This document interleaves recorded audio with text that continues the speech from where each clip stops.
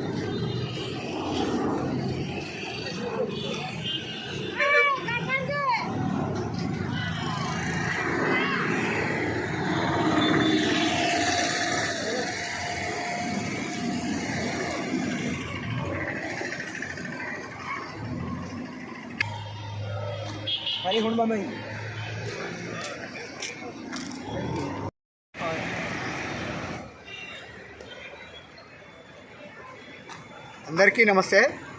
నేను ఒక పర్యావరణవేత్తని. మన హిందూపూర్కు పట్టిన దౌర్భాగ్యము ఓల్డ్లో ఎక్కడో పట్టిండేదేమో. ఏంది స్వామి ఇది? ఈ ప్లాస్టిక్ నిర్మూలన అంటున్నారు. ఎక్కడ చేస్తున్నారు కమిషనర్ గారు?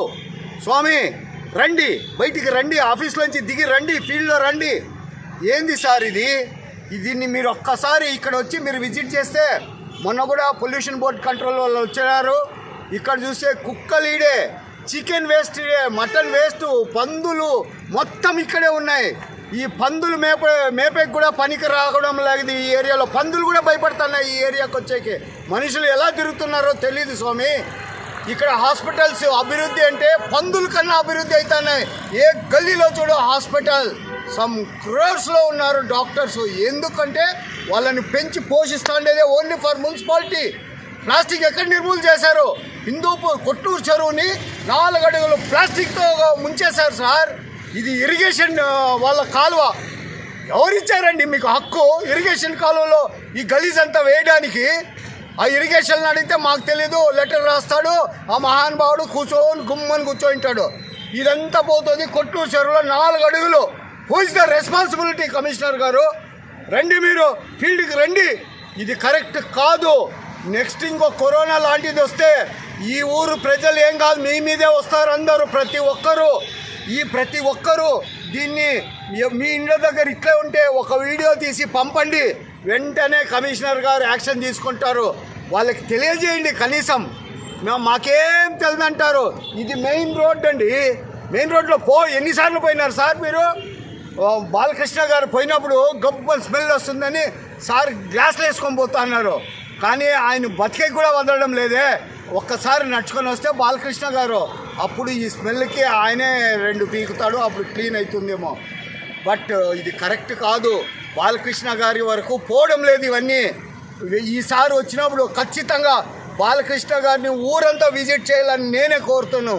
బాలకృష్ణ గారిని పర్యావరణం అంటే ఏమనుకున్నారు స్వామి? దొంగ బిల్లులు చేసుకోవడం కాదు. కమిషనర్ గారు మీరు దొంగ బిల్లులు చేసుకొని మీ వాళ్ళు ఏమేం చేస్తారో నాకు ప్రతి ఒక్కటి నాకు తెలుసు. కనీసం పర్యావరణాన్ని రక్షించండి కమిషనర్ గారు. లేదంటే కమాన్ ఛాలెంజ్ మీ, రండి చూద్దాం, నేను చూపిస్తారండి ఏమేం చేసినారో అని. కనీసం ఇప్పటి నుంచైనా కరెక్ట్గా చెయ్యండి. కరెక్ట్గా చేసి పర్యావరణాన్ని రక్షించి కనీసం క్లీన్గా పెట్టండి. పర్యావరణం రక్షించకపోయినా పర్వాలేదు, ఏమీ కాదు. చెట్లయితే సర్వనాశనం అయిపోయినాయి, కానీ పర్యావరణాన్ని రక్షిస్తారని ప్రతి ఒక్కరిని మున్సిపల్ అధికారులకు, మున్సిపల్ క్లీనింగ్ వాళ్ళను కూడా పేరున ఎక్కడ చూసినా అగ్గి పెట్టకుండా పర్యావరణాన్ని రక్షిస్తారని నేను కోరుచున్నాను. జై హింద్.